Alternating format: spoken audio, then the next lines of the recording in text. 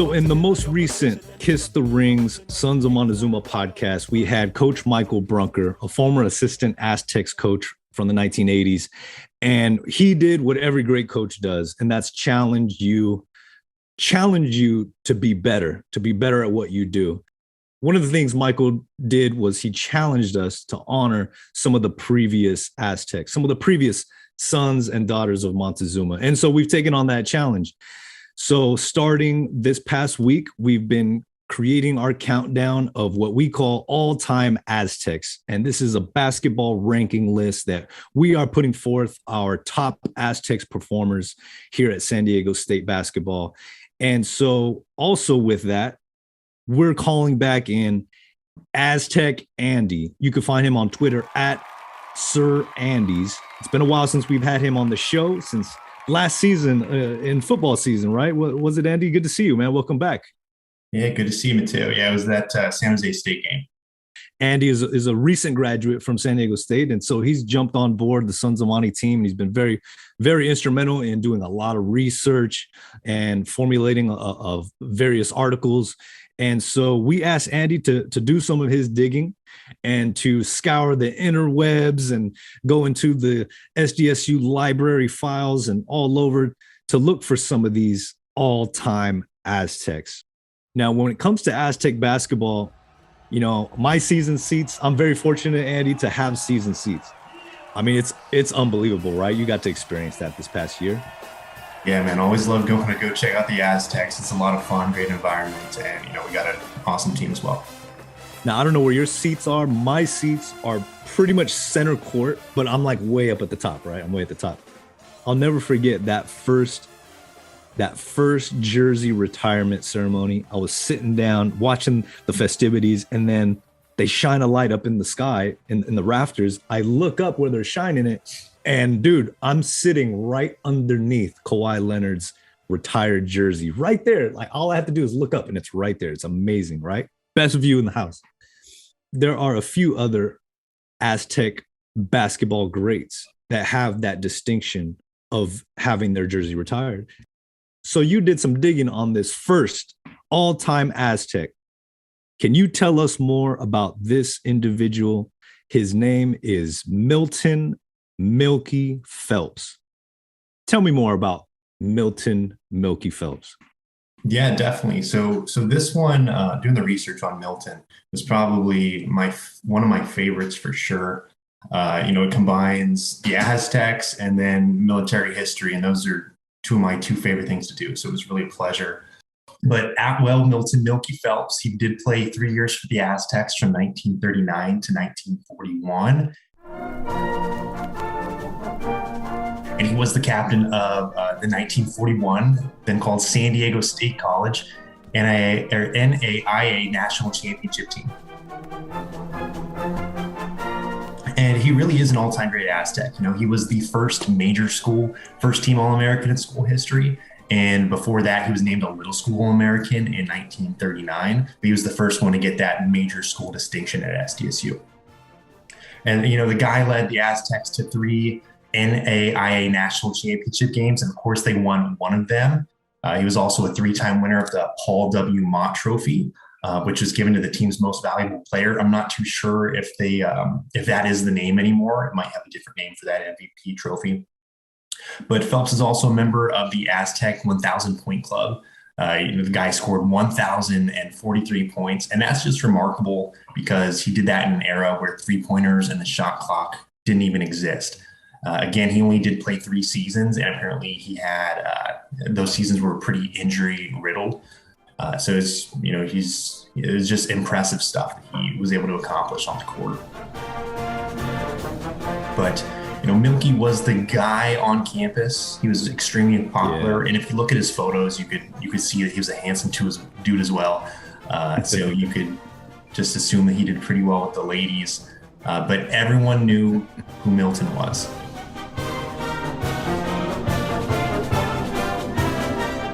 Tell us a little bit about that 1941 team that Milky was a captain of, right?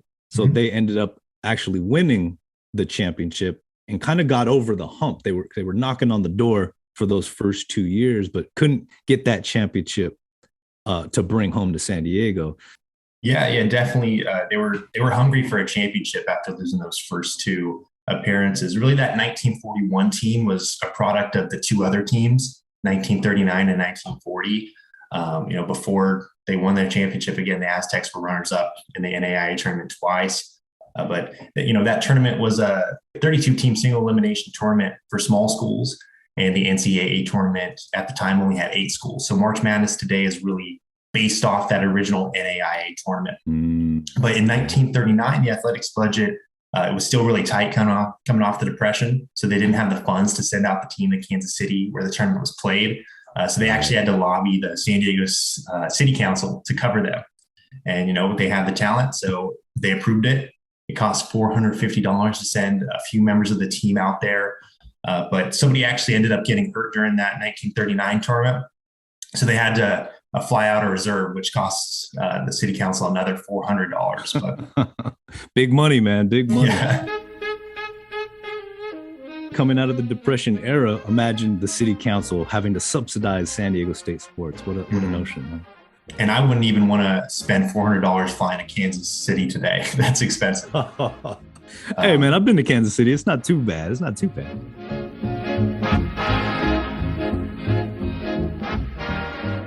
Can you imagine being on campus in those years, the late 30s, going into the 40s, and much of the new campus there up on Montezuma Mesa, like they had just, recently moved over to that location from the normal school area. So that whole Alvarado Canyon was very undeveloped, El Cajon Boulevard, very undeveloped. I can imagine that time and that era. When I look at those photos of Milky Phelps and his teammates, I mean, it's like watching, Captain America, that Marvel film, right? The first Avenger. And that's kind of how I look at Milky Phelps, the first all-time Aztec.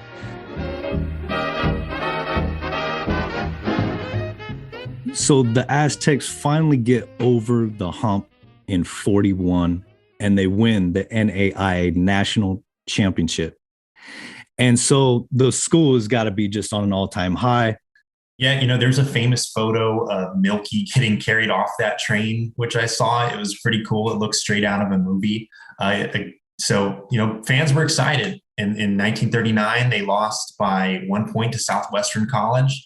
Not the one here in San Diego, but a school in Kansas. And then in 1940, they lost to Torrico College, which was a Presbyterian school, a small Presbyterian school out of Missouri. And they lost 52-42 in that one. Cool thing that year, they'd actually beat Jackie Robinson's UCLA team during the regular season. Wow. But, again, 1941 was the charm. The Aztecs were the favorites heading into the season to win the tournament, being 2-time runners-up and returning most of their production, too. Milky was a senior, huge expectations. So they made another run. They faced Murray State in the tournament championship game and beat them 36-34. And as you mentioned, when they returned home to San Diego, had that huge celebration at Santa Fe Depot downtown. When they were back on campus, they had a parade. Walter Hepner was the president at the time. He had actually bought the team a big dinner as well, big steak dinner.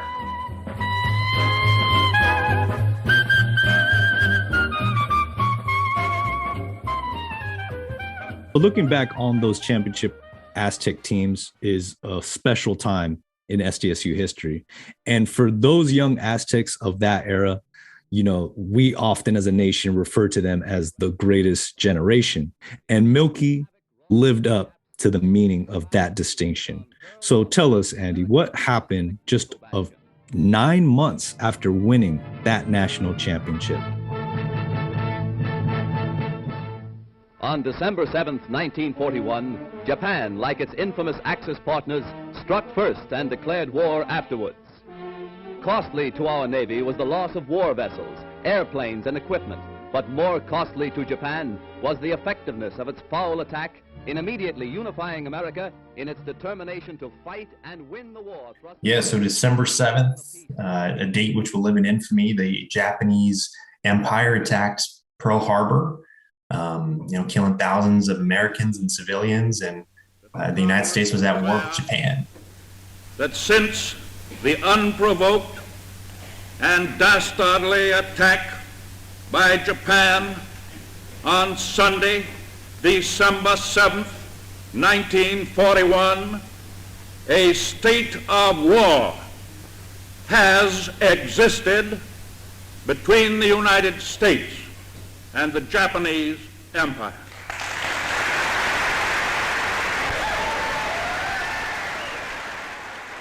And just a few days later, Germany and Adolf Hitler declared war on the United States, and America found itself in a world war. So, Milky and his team, and along with which was at the end of the war, 3,500 Aztecs were fighting in the Second World War. So these guys were just, energized, and they really wanted to go fight for their country because they were attacked. It was a different time back in the day. Yeah. Let not dictators of Europe or Asia doubt our unanimity now. Richte mich, gib du ein Bekenntnis ab, ob du meine Arbeit richtig hältst, ob du glaubst, dass ich fleißig gewesen bin, dass ich gearbeitet habe, dass ich nicht in This is not the end. It is not even the beginning of the end. But it is perhaps the end of the beginning. That championship team ends up serving in the military. But before he could make his way overseas to the fight, Milky's story takes its final turns. And so his place in Aztec history comes to a screeching halt. Yeah, so when Milky entered the Navy, he was going to become a pilot. But unfortunately, Milky passed away in 1942 in November. And that was during an overland aerial training exercise.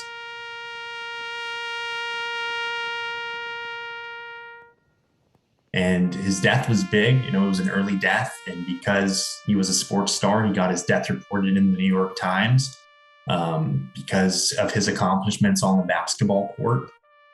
And he was actually the first Aztec death reported on campus during America's involvement in the war. It was reported in the Aztec newsletter, which was the only newsletter of its kind on a college campus that would, really tell the stories and share the letters of these soldiers, and who were also, students at one time.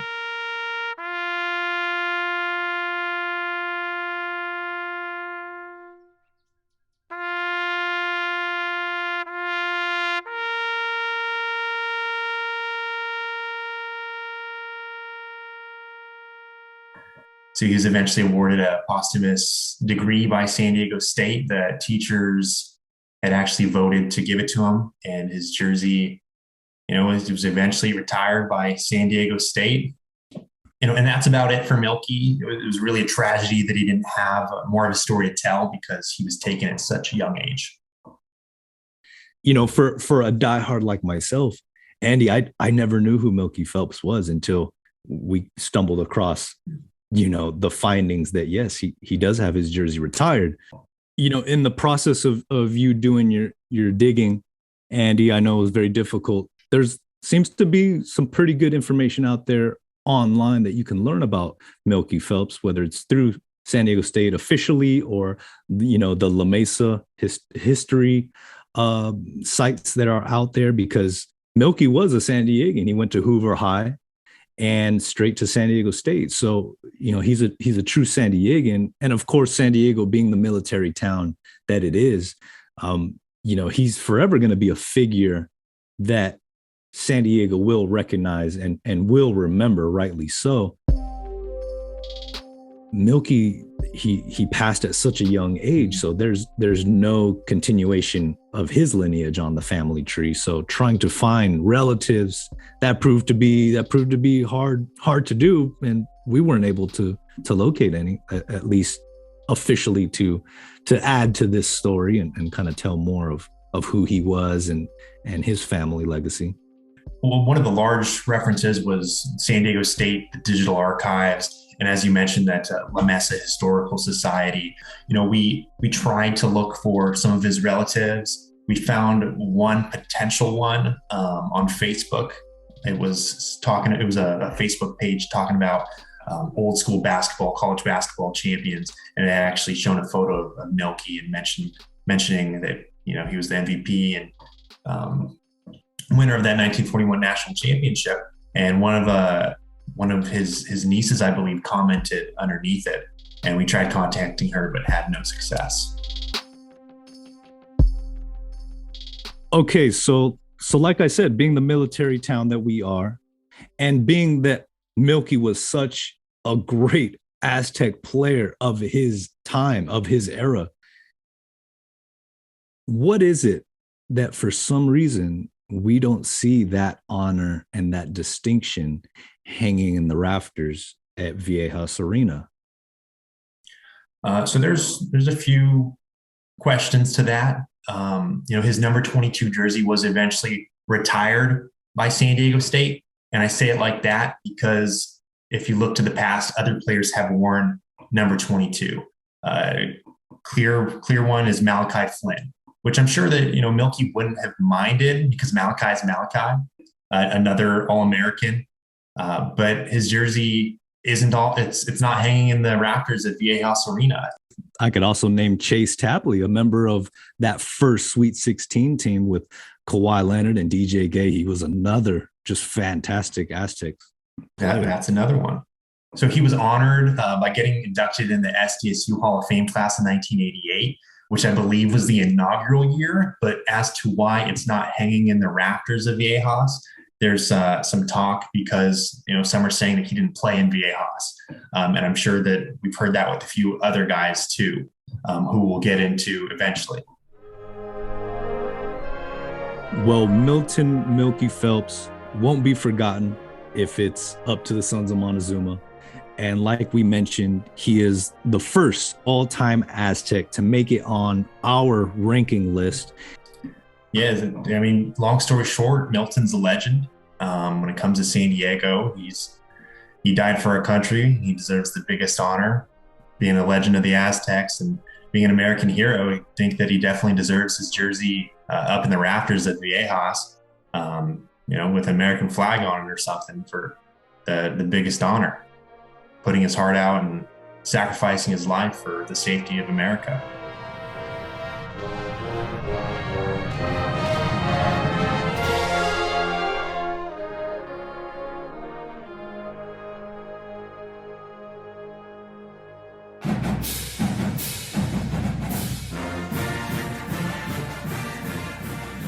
Okay, Andy, well, appreciate your time.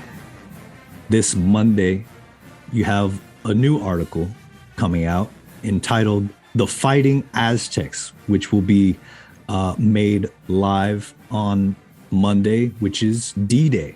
So what a timely article. And I'm really looking forward to that article to read all about those great Aztecs who fought for this country and so should deserve that honor and shining that light on just who exactly those SDSU alumnus are. Yeah, my story, The Fighting Aztecs, is releasing on June 6th, 2022, which is the 78th anniversary D-Day. So this one put in a lot of research. There were 3,500 fighting Aztecs throughout the Second World War. Wow. And unfortunately, 152 of them passed away. So I highlight a few of their stories, guys like Milky, a couple more of his teammates, Tom Rice and Herman Adelson. So if you're a history buff like myself, just be sure to check that one out. All right, Andy. Well, that's great stuff, and we appreciate your time. Appreciate it, Mateo. Always a pleasure being on the Sons of Montezuma podcast. We game time ready. Opponents can't sleep when they leave. No Freddy, it's the Aztecs in the house tonight. Hoop squad on deck. Who's next?